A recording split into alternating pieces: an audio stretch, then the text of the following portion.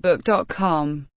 Overlord Volume 2 Prologue. Prologue. The supreme ruler of the great underground tomb of Nazarick had a luxurious office. Said office was filled with tasteful and exotic furniture, every single piece being of exquisite design and decoration. The crimson carpet upon the floor was thick and soft, swallowing the footsteps of those who trod upon it. Flags bearing assorted insignia hung upon the walls in the depths of the room. An imposing mahogany desk sat in the center of the office. Its owner sat behind it, upon a black leather chair. If one were to describe that man in one phrase, dressed as he was in a long, black robe which seemed to absorb the light, then he would have to be an overlord of death. His exposed head was a fleshless skull. The points of crimson light within its empty eye sockets were blended with faint traces of darkness. This was the man once known as Monga, who had now taken on the name of the guild, Ains Gaon. Ains meshed his skeletal fingers together. The 9 rings on those fingers glittered as they reflected the magical radiance of continual light spells. Good grief! Where shall I go from here? YGGDRASIL was a massively multiplayer online role-playing game, which allowed its players to immerse themselves in virtual reality and experience their adventures within the game world with their own bodies. It had been 8 days since its last day of service when Ains had been mysteriously transferred to a new world in the form of his character from the game. During this time, Ains had studied the conditions and vassals of the great underground tomb of Nazarick and learned about the various differences between this place and the game world. Now, he was deciding on what he should do next. "All shall proceed as you desire," the beautiful woman replied to Ains's muttering. She was a world-class beauty in a pure white dress, whose faint smile made her resemble a goddess. Her long black hair was lustrous and silky, in stark contrast with the color of her dress, and it reached down to her waist. However, she was not a human being. Her golden pupils were vertically slit, and a pair of curling, ram-like horns protruded from both her temples. In addition, a pair of black feathered wings grew from her hips and covered her legs. "Is that so, Albedo? I am pleased by your loyalty." She was the guardian overseer of the great underground tomb of Nazarick, Albedo. She was the non-player character, NPC, who was in charge of the 7th-floor guardians.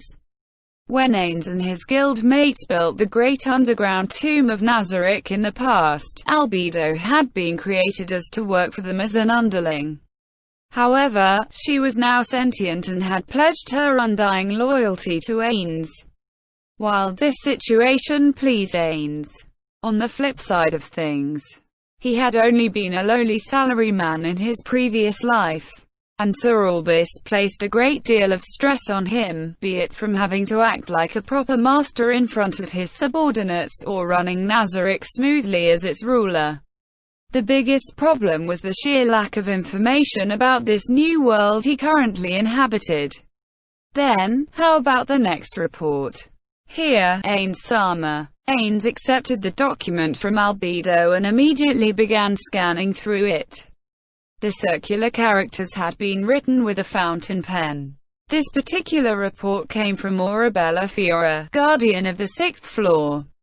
It stated that they had not yet made contact with YGGDRASIL players like Ains, nor had they found any trace of them. She had done a search of the forest near the great underground tomb, and she had found a lake among the foothills of the mountain range at the end of the forest. Ains nodded. Relief flooded through him as he learned that they had not found the beings in this world of which he was most wary: other players. "I understand. Tell Aura and her people to continue carrying out my orders." Unders. A quiet knocking came from the door. Albedo glanced at Ains's expression, then bowed deeply and headed to the door. After verifying the identity of the visitor, Albedo replied, "Shaltir seeks an audience." "Shaltir. That's fine, let her in." After receiving Ains's permission to enter, a girl of around 14 years of age elegantly entered the office. She wore a black ballroom gown with a bell-like skirt. Her skin was as pale as wax, and her perfectly proportioned face was that of a world-class beauty. Her long silver hair swayed as she walked, and her ample bosom, which did not match her age, wobbled mightily with every step that she took. She was the guardian of the first to third floors, the true ancestor, Shaltir Bloodvathlen. Greetings, Ains-sama. The same to you, Shaltir. Why have you come to my room today? Naturally, it was to admire your handsome features, Ains-sama. While there was obviously no expression on Ains's skeletal face, the crimson points of light in his eye sockets flared brightly. At first, he wanted to tell you how to dispense with the pleasantries, but Ains swallowed those words. However, he could see the smile on Albedo's face twisting as she looked upon Shaltir's crimson eyes, whose pupils were slowly filling with arousal. It was still a smile, and her beauty was not diminished in the slightest, but it was no longer a pleasant expression. Rather, it resembled the grinning of a demon.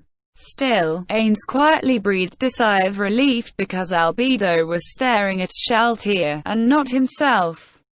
Then, seeing as you have looked your fill, you may leave, Shaltir. Ains-sama and I are currently deciding the future of the great underground tomb of Nazarick. Would you mind not interfering with our important work? It is basic courtesy to greet someone politely before launching into the main issue. Aged old hags are so annoying. Could it be they're desperate because they're past their expiry date? Don't you think that food without an expiry date because it's stuffed full of preservatives is the same as poison?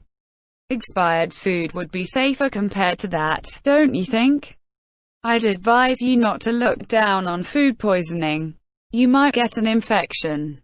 The important thing is whether it can be eaten, right?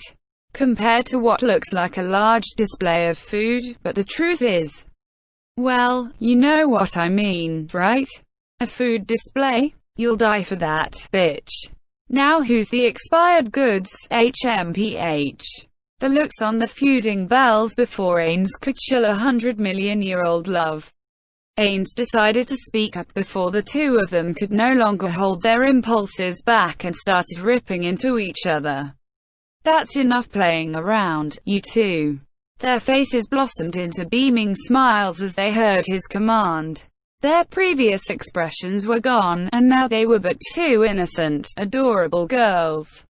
Women are really scary. No, it's just these two who are especially scary. After becoming undead, any strong emotions Ains experienced were immediately suppressed. Even so, he felt that the speed at which they had changed their expression was quite frightening. The two of them were at each other's throats because they were rivals in love. Albedo and Shaltir were both infatuated with Ains. Any man who was unhappy with receiving the affections of two such gorgeous women was no man at all. However, Ains could not bring himself to accept their feelings just like that. WatchOurWorldAudio.com. The main reason was because the necrophiliac Shaltir had once whispered sweetly into his ear, "This beautiful boned structure must have come from the hands of a divine creator."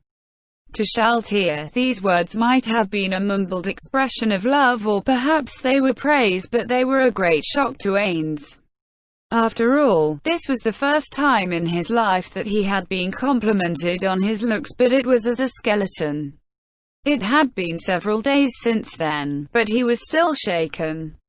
Ains shook his head to banish those meaningless memories and replied, "I ask you once more, Shaltir. Do you have anything else for me?" "Yes. I will be meeting Sebas afterwards in order to fulfill the task set to me. Since I may not be able to return to Nazarick for some time, I came to bid farewell to you before I left." Ains remembered that he had given her such a task, and nodded. "I see. Then, Shaltia, take care when accomplishing your task and return home safely. Yes, she replied in a bright and clear voice. Then, you may leave, Shaltia. Also, as you go, tell Nabra Laurentima to send Demiurge over. Tell him I need to discuss contingency plans with him. Understood. Ain Sama. End chapter.